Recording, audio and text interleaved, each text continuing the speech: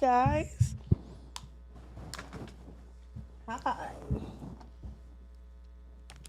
I love you too, babe. I love you dearly. Thank you. I need something. I just to hold it up. I'm sorry. Oh, yep. Nope. Leasia found a bottle. Ooh. Sorry, you guys. Yep, she found a bottle. Okay.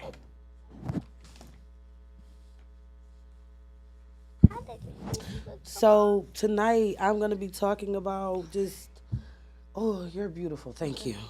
Tonight I'm gonna be talking about just really who I am because like I grew up.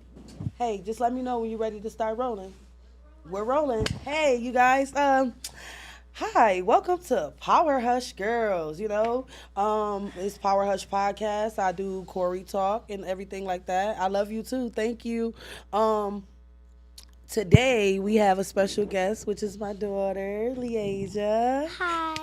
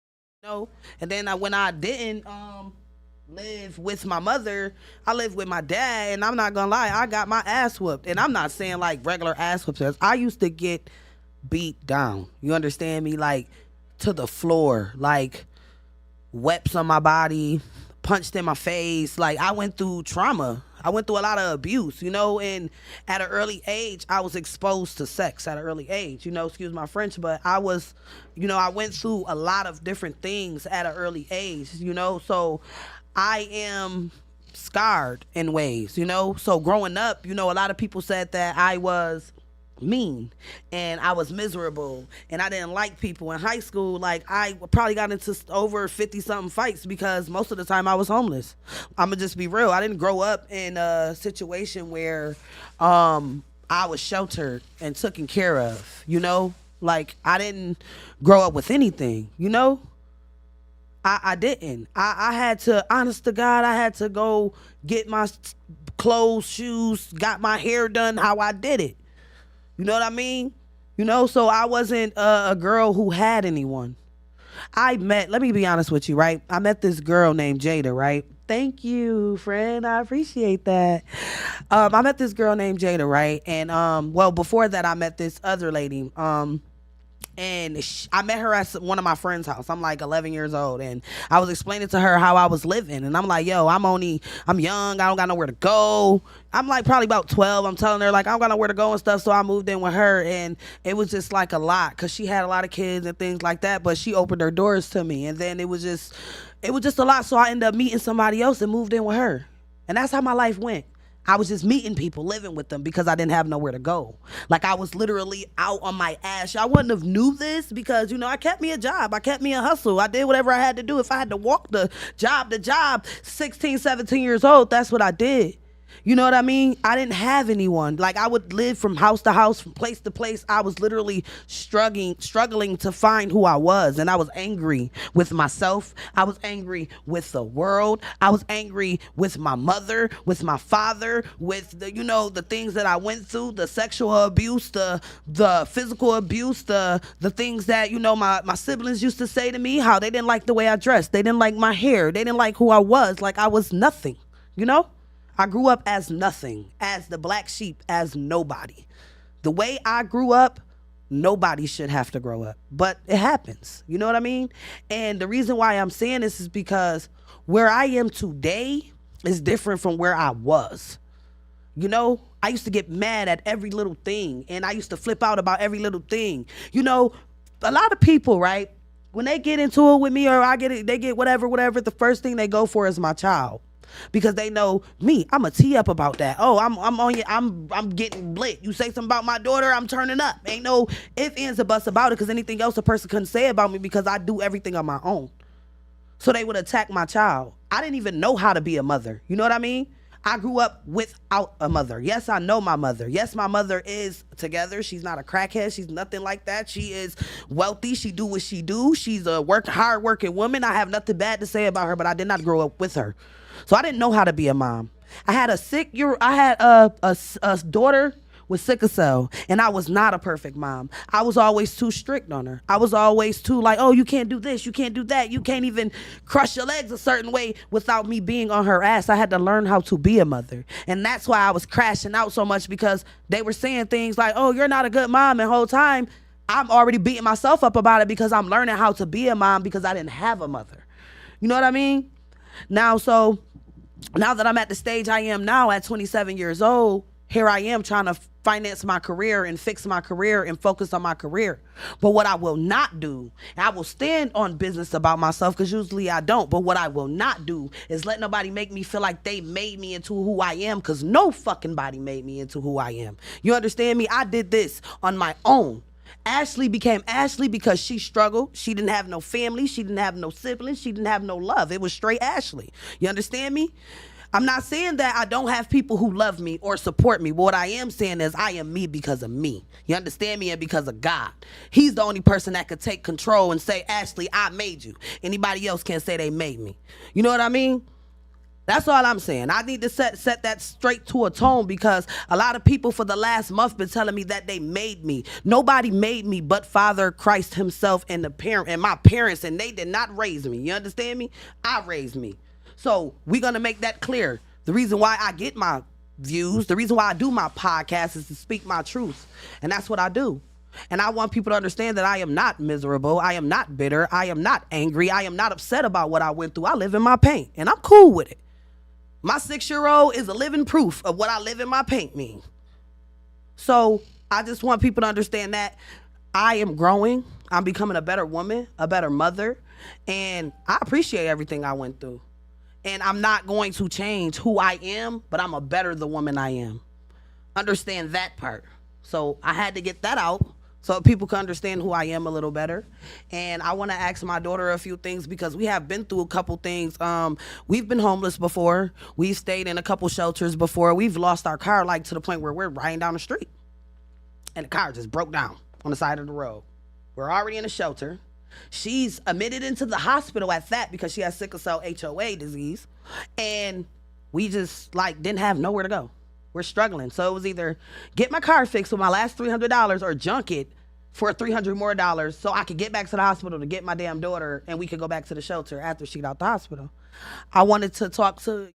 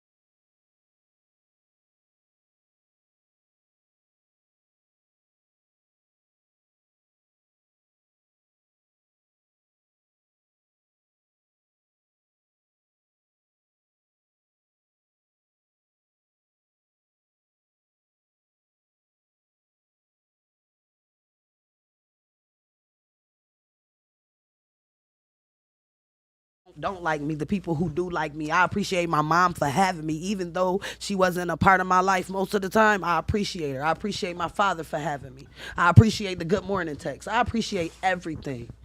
I genuinely do. And I want to thank E2 Studios too for opening their doors to me because they didn't have to. And that was solely their choice. So, Is this thing working? Can you hear me? I have like a microphone. It's like great. Do you like this microphone better?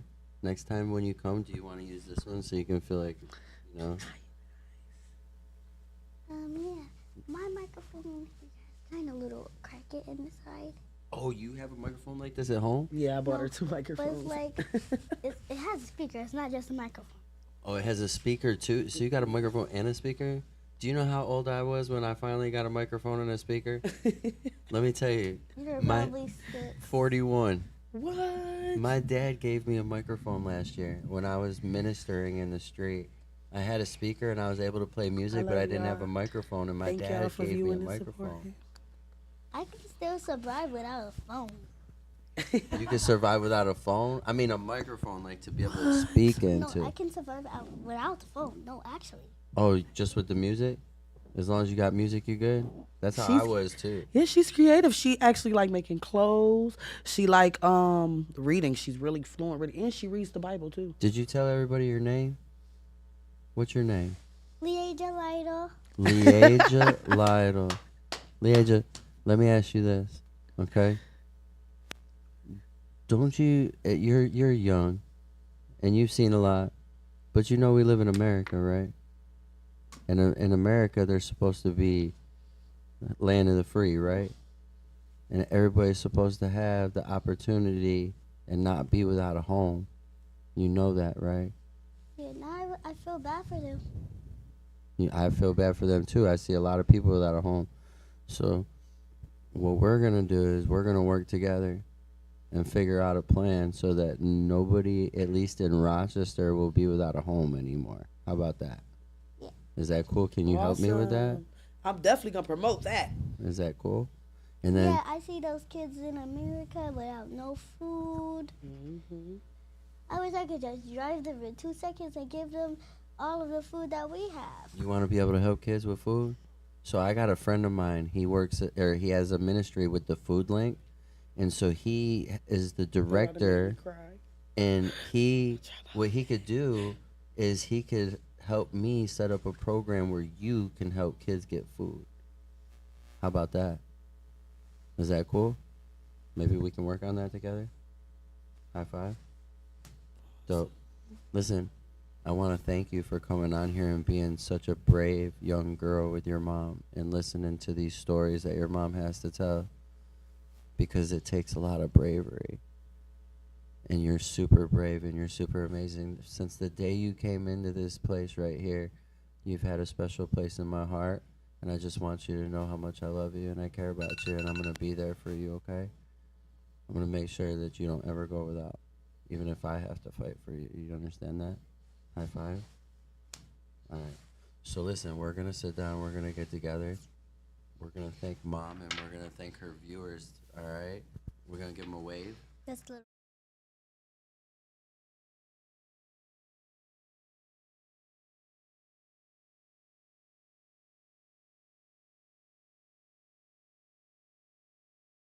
Give a shout out to my mom, because she's super dope, I right? don't want to say that. And I know she's. I love her so much. I can walk around in circles for 100 hours Aw. I love you too, babe. Oh, you'd walk around in until circles for- until it's morning. And I appreciate you for making me into the woman I am today.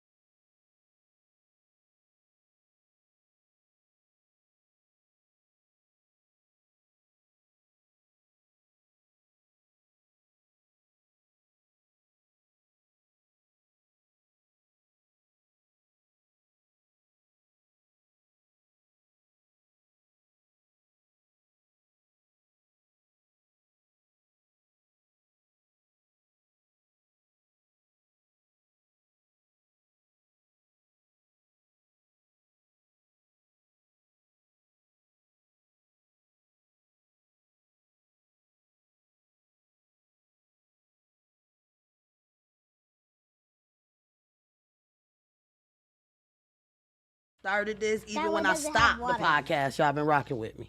So I appreciate y'all, and this will not be the last There's time a y'all see big me. cup. I didn't Y'all have a will see top me for back it. with Deanie. It was a big one. And Ashley Yeah, I is got out. some buffalo. All right. Thank y'all. I'll talk to y'all later. Can I get a high five? Love, girl. You did great for you and your mom. Love you. Thank I love you. you too. You're Thank amazing. you. Y'all are amazing. Thank you. So how do I much. put this back up? So listen.